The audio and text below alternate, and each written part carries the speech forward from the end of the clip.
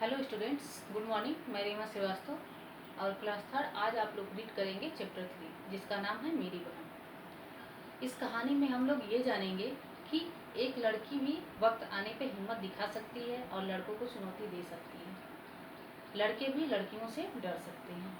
इस कहानी का उद्देश्य यही है। और एक बात और, भाई बहन आपस में लड़ते झगड़ते हैं, लेकिन इसका मतलब ये नहीं होता कि उनमें प्यार नहीं होता है, उनमें प्रेम और स्नेह की कमी होती है।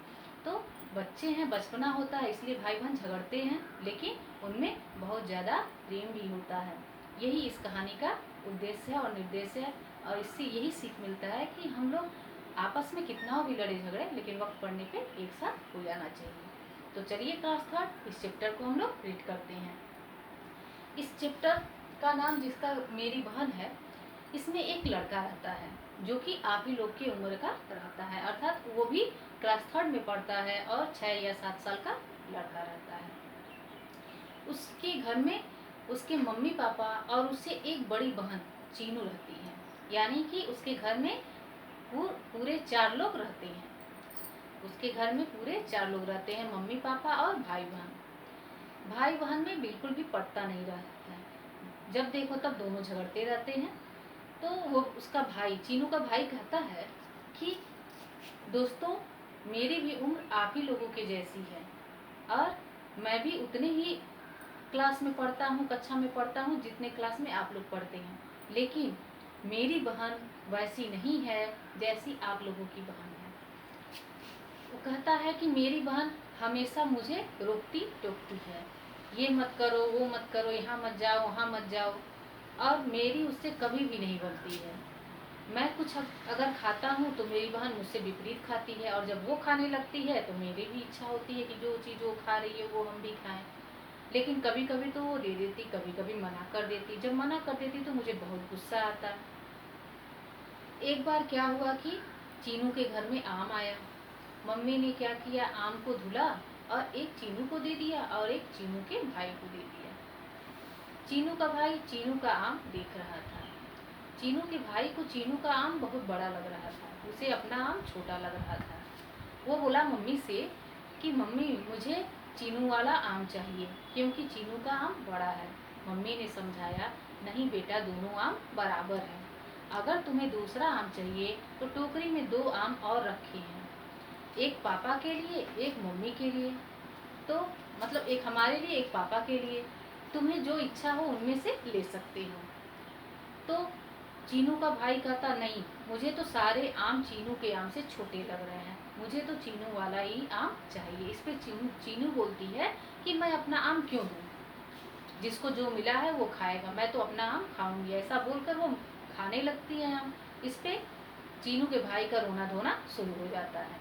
उसकी मम्मी बहुत समझाती हैं कि अब तुम बड़े हो गए हो, ऐसा नहीं करना चाहिए, छोटी छोटी बात पे नहीं रोना चाहिए। लेकिन फिर वो कहता है, मैं कितना बड़ा हो गया हूँ, अभी तो 7 साल का ही हूँ, और अगर बड़ा भी हो गया हूँ तो क्या हुआ, चीनू से तो छोटा ही हूँ। चीनू तो मुझसे 2 साल की बड़ी है, उससे तो मैं छोटा ही हूँ। ऐसा कहकर रोने लगता है। इस पर चीनू बोलती है, अच्छा लो, अब तुम ये भी खा लो, मेरा भी आम खा लो। ऐसा कहकर चीनू अपने भाई को आम देने लगती है। उसका भाई, लेकिन अब उसका मन बदल गया होता है, तो कहता है, आधा तो तुम पहले ही खा चुकी हो, मैं नहीं खाऊंगा तुम्हारा आम। ऐसा कहकर वो रोने लगता है। फिर चीनू बोलती है, ठीक है, तब नहीं खाना है तो मत खा, तू बैठ के रो, मैं तो जा रही हूँ खेलने पार्क में। तो एक पीपल वाला पार्क होता है और एक झूले वाला पार्क होता है। पीपल वाला जो पार्क होता है वो चीनू के घर से करीब होता है, और झूले वाला जो पार्क होता है वो चीनू के घर से काफ़ी दूर होता है। तो चीनू अपना चली जाती है पीपल वाले पार्क में। दोनों भाई बहन हमेशा खेलते रहते हैं क्योंकि वो घर के पास रहता है। तो चीनू क्या करती है, पीपल वाले पार्क में चली जाती है। चीनू के भाई को गुस्सा लगा रहता है, वो भी चप्पल पहनता है और पैर पटकता हुआ गुस्से से निकल जाता है।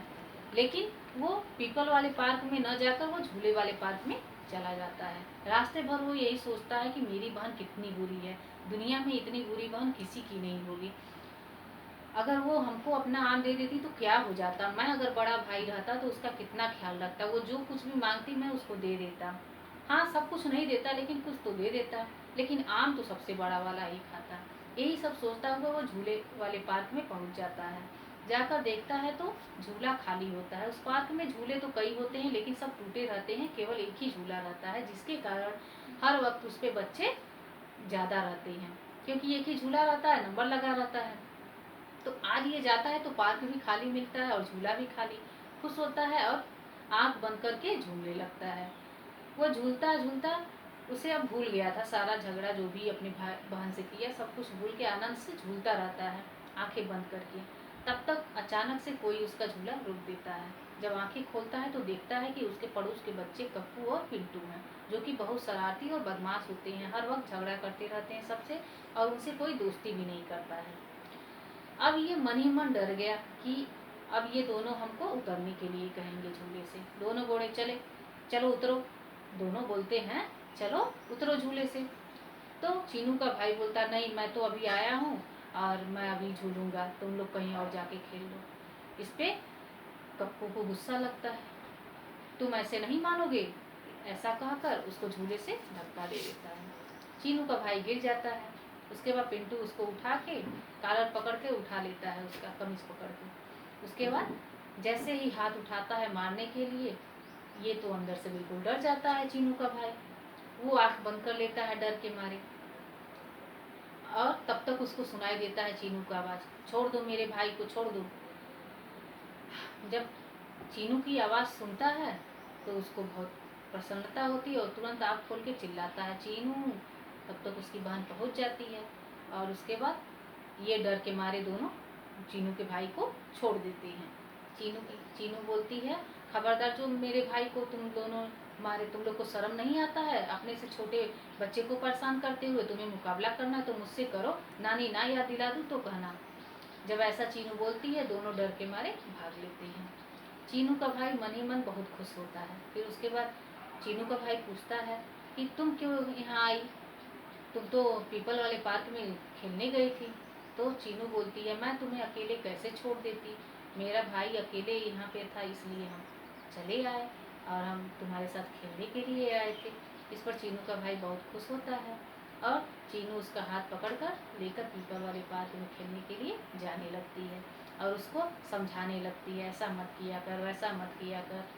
लेकिन चीनू का भाई आज बहुत खुश था, उसे कुछ समझ में नहीं आ रहा था चीनू की बातें, लेकिन मन ही मन सोच रहा था कि उसकी बहन दुनिया में सबसे अच्छी है।